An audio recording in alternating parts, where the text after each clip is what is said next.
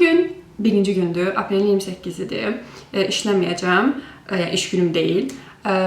Əvəzinə magistr tezisimin üstündə işləyəcəm və bu videonu çəkərək həm istəyirəm ki, sizlə neçə vaxtdır danışmırıq. Ona görə məndə nələr var, nələr yox ondan danışım. Həm də elə tezisin üstündə də əslində işləmirəm. Axırıncı dəfə video çəkəndə o kitabxana vlogu falan mən axırıncı dəfə oralarda saxlamışam da. Yəni oradan bu tərəfə bir dəfə dərs oxumuşam. Çünki başqa prioritetlər var idi. Amma son bir həftədir ki, yenidən tezisə qayıtmışam. Ona görə dedim, bununla da sizə deyim nə eləyirəm, nə kimi problemlərlə üzləşirəm, necə həll eləyirəm və s. Belə başlayaq deyərdim. Mən təzə evə köçmüşəm. Görürsünüz ki, arxa fondan başqa cürdür. Mən o birisi evdə çox xoşbəxt idim onsuz da. Amma bura köçəndən sonra həyatım daha belə doğrudan dəyişikliklər, bu kimi dəyişikliklər adama yaxşı təsir eləyir. Yəni məsələn də indiki evdə böyük pəncərə və mənzərəyə baxır və köhnə binalar mənzərəsi var. Və bütün səma sənin qarşındadır. Belə məsələn arada bir quşlar uçur falan gözümün qabağında.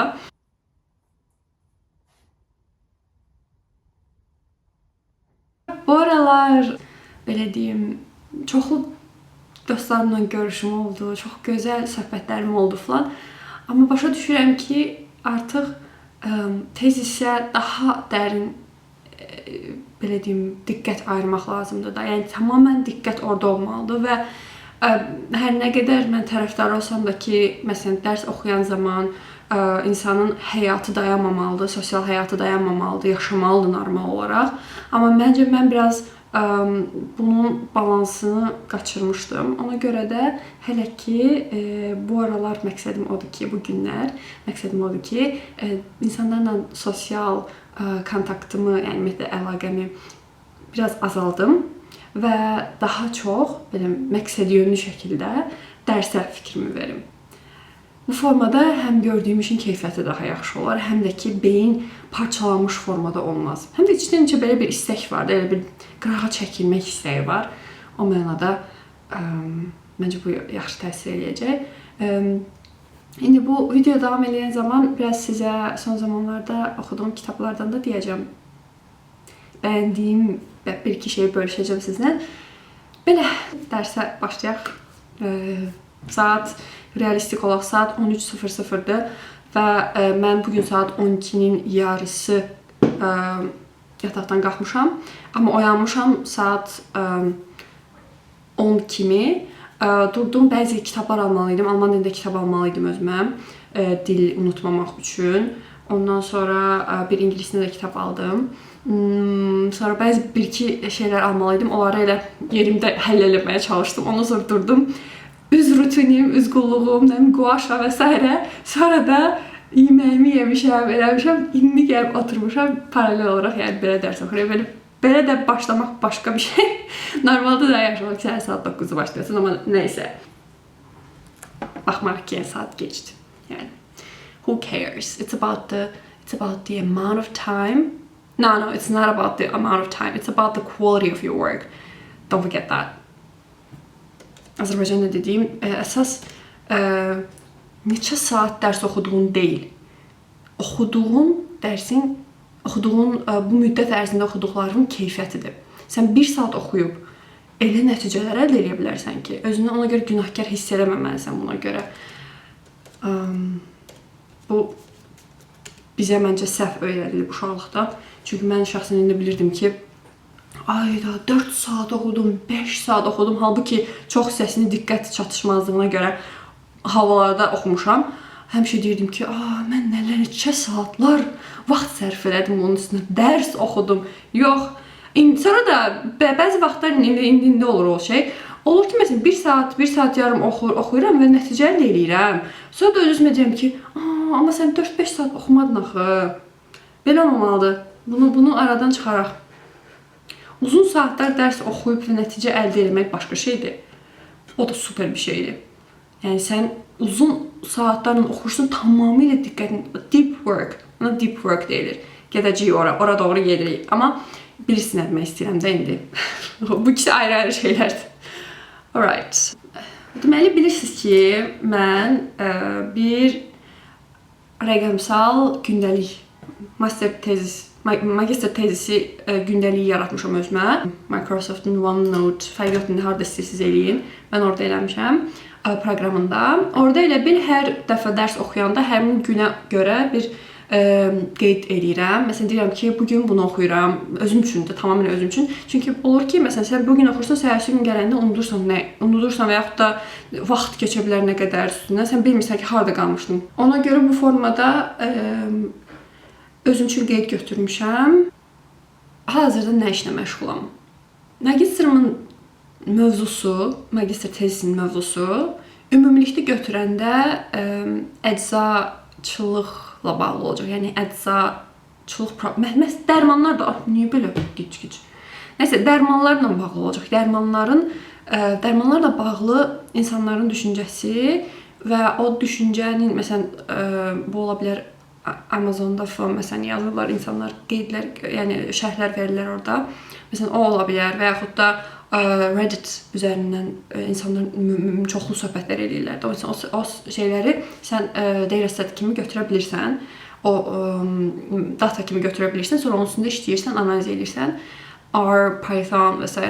proqramlarla və mən də istəyirəm ki, analiz edeyim və çıxarım oradan. Bir text mining kimi də Azərbaycanda bunlar demək istəyirəm, amma məncə bunlar texniki terminlərdir. Ona görə elə ingilis dilləri. Yəni bu işi görürsünüzsə, yəqin ki, siz də bunları da bilirsiniz. Yəni orada text mining eləmək istəyirəm. Ona görə də yəni onun prosesi gedir. Bu aralar düşünürəm bəlkə Amazonu atım qırağa, Redditə baxım sadəcə. Çünki Reddit elədik ki, orada sən həm alman dilində, həm ingilis dilində, ümumiyyətlə bütün dillərdə məlumat tapa bilərsən və sonra öz analiz verə də, yəni. Sadəcə burada əslində bu aralar o da məsələn ağlımdan keçir ki, bəlkə də elə deyəcəm. Sonra məsələn düşünürəm, baxdım ki, çox ortadayım da. Bilmirəm, mənə supervisor demişdi ki, topic modeling-dən istifadə elə. Və mən də topic modeling, what is that? Belə şey kimi ortalıqda qalmışdı biraz məndə. Sonra dedim ki, bir dəqiqə, mən niyə özümü öldürürəm? Bir dənə baxaq görək, bu məndən əvvəl gələn bu tədqiqatçılar nə ediblər? Bir onların işinə bax, niyə özünü öldürürsən? Bir bax, bir ümumi şəkli belə deyək, gör. Ondan sonra onların içərisindən götür. Budur. Yəni ona görə indi mən də məqalələr oxuyuram. Çox ürəyim gedir məqalə oxumaq üçün. Orada oxuyursan, analiz edirsən, sonra highlight edirsən onları, altına xətt çəkirsən, qeydlər yazırsan, ürəyim gedir. Özdə mənim xüsusi istinad cədvəlim var. Bu arada bunlarla bağlı ümumiyyətlə tezis necə yazılır? Bununla bağlı istəyirəm ki, haçansa video çəkim. Bunu bəlkə bitirəndən sonra, tezisi bitirəndən sonra çəkərəm. Ya nə bilim, bilməm, proses boyu çəkərəm. Prosta indi çəkmək istəmirəm, çünki indi düşünürəm ki, tam məlumatı sizə vermiş olmaram. Ona görə biraz yetişsin, ondan sonra sizə tamamilə ötürərəm. Yəni siz də sual altında qalmazsınız. Neyse, mənim də o istinad cədvəlim var. O istinad cədvəlində oxuduqca nə görmüşəmsə copy-paste edirəm, yapışdırıram elə bir ora və hamısı kodlaşdırılmış vəziyyətdə, kod dediyim nömrələşdirilmiş, rəngli və s. bu tip formadadır ki, rahatlıqla sonra tapım. Kateqoriyalaşdırılıb da, yəni ona görə.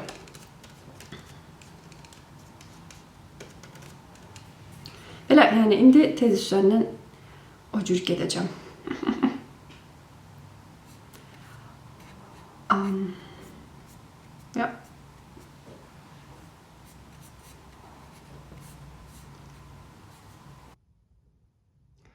Okay, bayaq videonu dayandırdım. Axtarışlar elədim, biraz oxudum. Hal-hazırda bu məqalənin üstündəyəm. Belə qeydlər eləyirəm, highlight edirəm, sonra burada onları copy-paste edirəm, sonra rahat axtarmaq üçün. Sonra, məsələn, buradan bu formada, məsələn, yazıram, birinci seriya ilə bir hamısı açıram qıraqda, sonra bir-bir baxıram. Sonra da qutardım onları qoyuram qırağa, sonra yenidən davam edirəm. Təbii ki, burada çoxludur. paper, baxın məsələn 240 səhifə var hələ. Təbii ki, o qədərinə hamısına vaxt çatmaz, amma ən azından yəni məhz bu hissədə gərək düzgün filtr eləyəsiniz, yoxsa çox lazımlı məqalələr gözdən qaça bilər.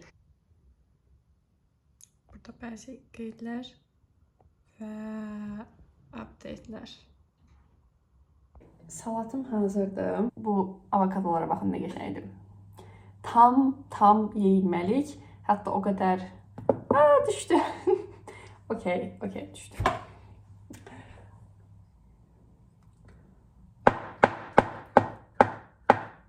Super, məla. Okey, yumurtanı da indi bu tərəfdə pişirəcəm. Evet, done. Yeməğimi yedim. Üstündən bir saat olar keçib. Məqalələri göz gəzdirdim. Bir məqalə var idi, o çox kömək oldu. Elə bil 3 texnika var ki, onlar 3 dənə texnikanın 3-ünü də istifadə ediblər. Mən isə düşünürdüm ki, 2 dənəsini istifadə edib bir-birindən müqayisə edirəm, amma onlar isə 3 dənə istifadə ediblər və hətta deyir ki, 3-ünü bir arada istifadə edib ensemble dediyim metodundan gəliblər. Deyir ki, onu istifadə etmək daha yaxşı nəticələr verir. Deyirəm, bəlkə onu nümunə göstərib, sübut kimi göstərib, eyni şeyi eləyərəm, yəni. Düz onlar texnikanı göstərirlər, yəni onlar dərman və s. bu məhsullar üzərindən getməyiblər, yəni orası məndə olacaq, yəni orasını mən özüm eləyəcəm. Amma təbii ki, texnika olaraq maraqlı ola bilər.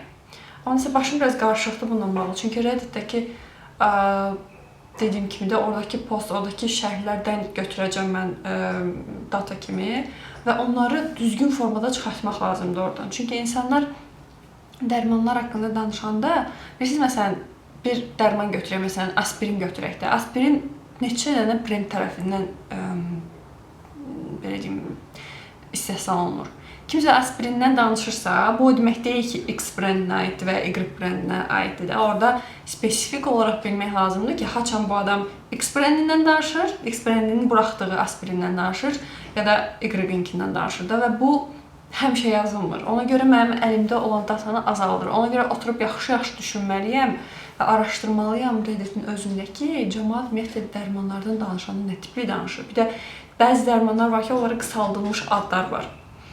Və onu artıq sən bilməlisən ki, əvvəlcədən onu açar sözlərə əlavə edirsən ki, kodlar o məlumatı çıxara bilsinlər Reddit'dən. Yəni, belə şeylər var. Nəysə, o biraz mənim başımı qarışdırır bu dəqiqə. Amma, yəni, ümumi, nəsə də, I'm onto something, belə deyək. Yəni, az qalıb, belə düşünürəm. Okey, indi mən sizə kitablardan, videonu bağlamazdan əvvəl kitablardan danışım. Birinci bir dənə qısa bu kitabdan danışım. Belə, bilmirəm, bulanıqdır yoxsa aydınlığım ya. Nəsə, Was man von hier aus sehen kann kitabıdır. Bunu o insanlara tövsiyə edirəm ki, onlar təzə başlayır. Əslində, hər kəs Alman dilində bilirsinizsə, yəni ən azı B2 səviyyəsi və yaxud da C1 səviyyəsindəsinizsə, bu kitabı oxuya bilərsiniz məncə.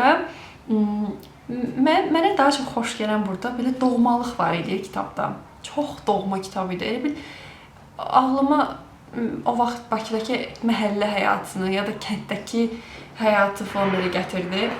Ondan sonra, məsələn, onları personajları çox bəyənərsən, çox istəyərsən personajları. Burada elə personajlar var idi. Yəni, hamının xətrini istəyirsən, belə bir vəziyyət yaranır. Və bir də müdriklik məsələsi. Məsələn, mən özüm həmişə istəmişəm ki, mənim həyatımda məndən yaşca böyük müdrik insan olsun. Nə mənada? Yəni, o elə bir insan ki, o mənlə empatiya qura bilər. Mənə, belə deyim, tövsiyə verə bilər. Həyatla bağlı. Bunu çox vaxt mən görməmişəm. Mən yergəni tövsiyə edirəm, amma mənə tövsiyə etmək də oradan daha az rastlanan kimidir. Məncə bir çoxumuz elədir, bir çox gənclər bu dəqiqə o vəziyyətdədirlər və açıq fikirli bir insanda belə deyək. Buradakı insanlar, buradakı o müdrik deməyim də, daha doğrusu yaşlı insan, amma təcrübəli insan. Burada onu gördüm ki, buradakı qızın elə ətrafında insanlar var idi ki, o çətin vəziyyətdə olanda o insanlarla danışa bilirdim. onlardan kömək ala bilirdi. Bəzi nöqtələrdə çox idi, orası ayrı məsələ. Amma yəni ümumiyyətlə belə bir insan varlığı həyatda görürsən ki, baxırsan desən ki, ayda kaş məndə də olaydı belə bir şey. Bu kitabda bu var idi. Və o birisi kitab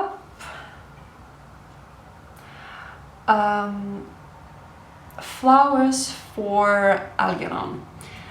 Azərbaycan deyirsən Algernon o çiçəklər ya da Algernon üçün çiçəklər. Nəsə belə bir şey olmalıdır. Klassiklərdəndir.